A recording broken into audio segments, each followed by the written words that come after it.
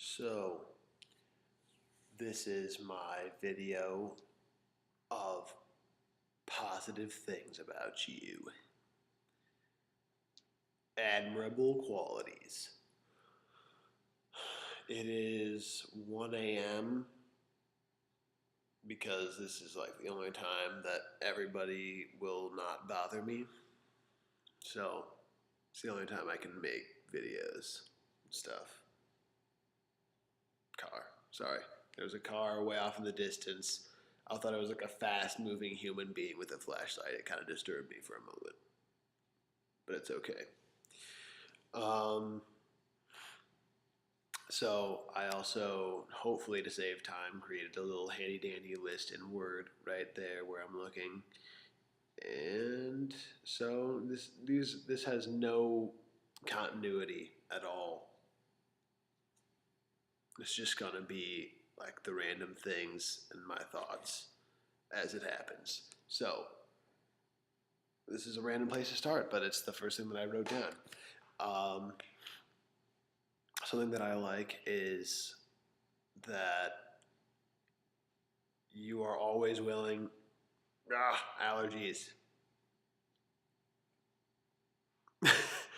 You're always willing to play along with my random shticks, I guess. You know how, maybe you don't. Yeah, you do. Know how, like, when Hobbs and I are together, we always, you know,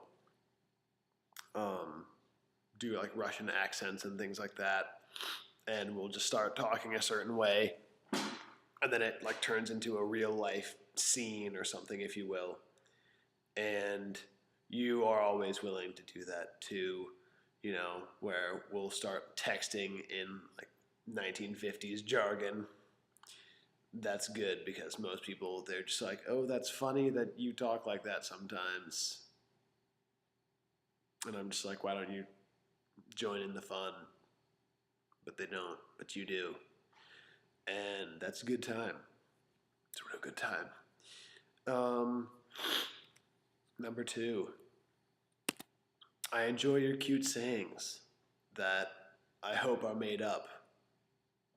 Well, I mean, I know that some are in existence already, but I can't think of any of the ones where you had actually made them up, which is disappointing because those should be like the special ones that I would remember. But, you know, like the other day when I said that I knew that you were weird or something, I don't remember the context because it was like a month ago. And you said, oh, horse feathers. Nobody says that. Lint. Except for you. I mean, maybe some people do, but I'm saying this is an exclusive group of people that you're in. And I find it enjoyable. So, yeah. Oh, this is very key and a much more broad thing. Open-mindedness. You're always willing to try, like,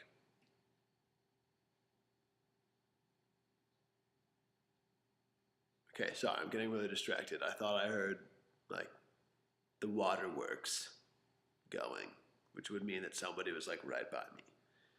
I think I'm just being delusional because it's late. Oh yeah, open-mindedness. A lot of my friends don't go along with my crazy spontaneous ideas. I haven't had that many crazy spontaneous ideas around you yet, but I feel like you would go along with them.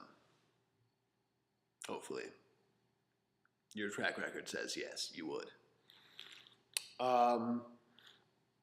And just like willingness to try new things. I have a lot of guy friends, and I guess some girlfriends, that I'll tell them about something that's really fun, and they just don't even try it. And they're just like, no, not interested.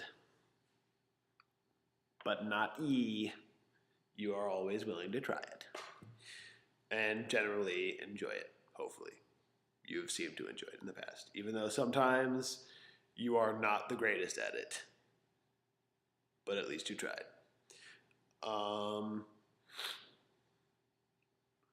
as we say at camp, you had fun, you won. uh, oh, that's a good saying. Oh yeah, and then just kind of on the same vein, adventuresome. I like people that are willing to take adventures with me, just like Jasper does. And a couple other friends, George, Frank, Kristen, Megan, Haley. They're always willing to do weird things, go weird places, graveyards, you know, and do weird stuff at weird places. Because your life is going to be boring if you don't have any good stories to tell at the end of the day. So if people don't help me write the stories, I have no stories. So you help me write the stories. And then, willingness to follow my precedents of honesty. In that I admire that, like both of us over the course of time have, I guess more so you, but not, okay, but, sorry, didn't know how to state that properly, so I'm just not going to state it at all. Like admitted things or like stated things that were not easy to necessarily say or whatever, but for the sake of being honest, the things were said anyway. Which is really key. Because otherwise, if you just are lazy about stuff because you're afraid, then you're never going to get anywhere. So yeah, that's important. And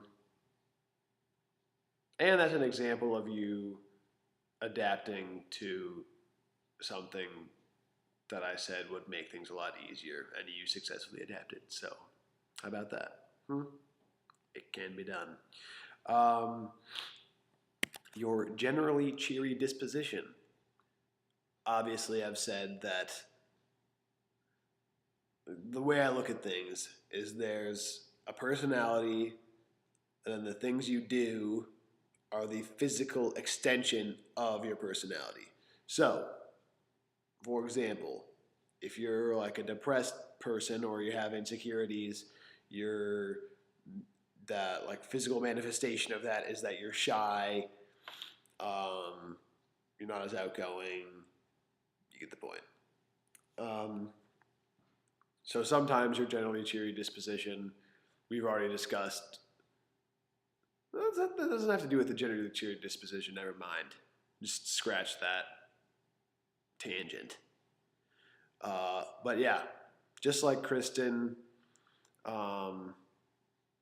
I enjoy being around people that are just mostly positive. Mostly positive. Both you and Kristen have your times where I'm just like, whoa, what's going on? I thought you were supposed to be a glass half full type. But everybody has their bad days. But speaking of which, when I have bad days, people like you and Kristen cheer me up and make it all better, so I try to return the favor. And then whether on purpose or by accident, you have induced at least one revelation that I can think of off the top of my head, which was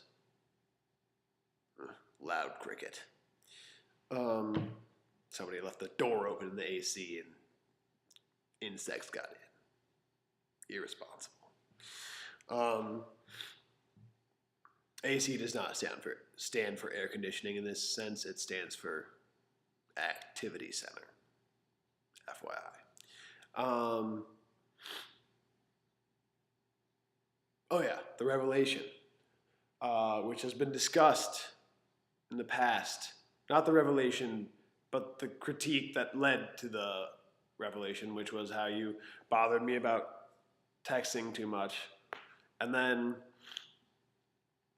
I guess it was half and half. It was half you, and then half when April has her big crush on me and has been trolling me all the time and texting me just like about the most random crap just to try and get me to respond, I guess. Uh, and I realized, wow, I text a lot about stuff that nobody gives a shit about. So I don't text like nearly as much. Probably, no, definitely for the better. So thank you. Um, so yeah, I guess if that is going to be boiled down to a quality, then it means that you're more insightful than you think, I guess, is what that is when you make it into a quality. Yeah. Because I'm always the one who's like critiquing you. I am not exempt from the critiquage, you know. Critique away. It's only going to make me a better person. So I ain't afraid. Um, yeah. Okay. Those are all the things that I wrote down. I'm just trying to think if there's anything else that I left out because it's 1 a.m., which there's almost certainly something. Um,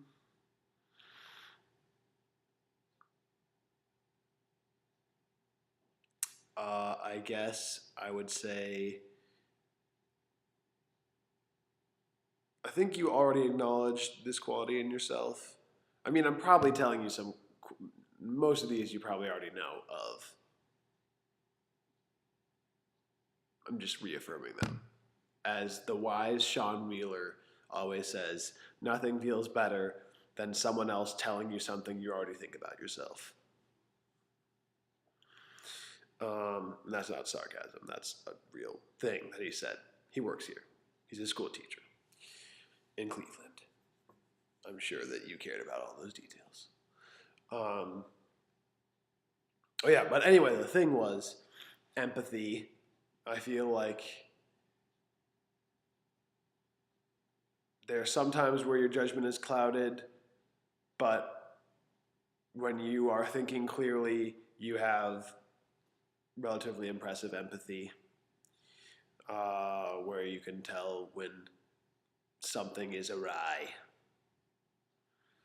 And that's pretty important because people that are completely oblivious to that just annoy the crap out of me. At times. Not all the time, but like I'm pretty sure I told you about how Tom lacking in the empathy department, which made for a lot of awkward moments when we were roommates and he just did not know what was going on because he could not read emotions for the life of him. So yeah, that's pretty solid. Also, I feel like I should have delivered these in a much more cheery, inspirational manner. But I just took a shower. It's after 1. I've got time off tomorrow. I'm feeling good. But in a really chilled out way. So I can't help it. I also, there's so much random crap that has happened in the past 3 weeks or whatever that is surprisingly relevant, either just by obvious traits or by the fact that I just decided to make it relevant to you, I guess. So yeah, this is the video. I feel like I should have this really cool ending, but I didn't really plan out this video at all before I started doing it, so I don't have one.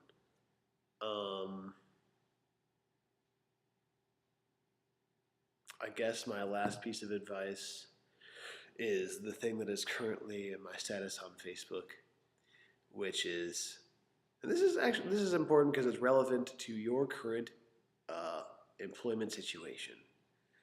Um,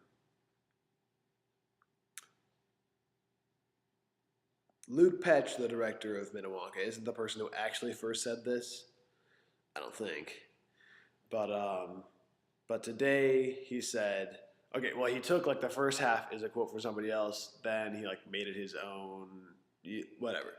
But he said, live your life like you're trying to teach somebody else how to, because for the next 6 weeks you will be. So yeah, teach those YMCA kids how to do it up in Iowa or whatevs. Take them, show them how cool your produce garden is, because it better be cool. Otherwise, I'll be severely disappointed. Okay, that's all, I guess. Have a good time doing whatevs. Bye.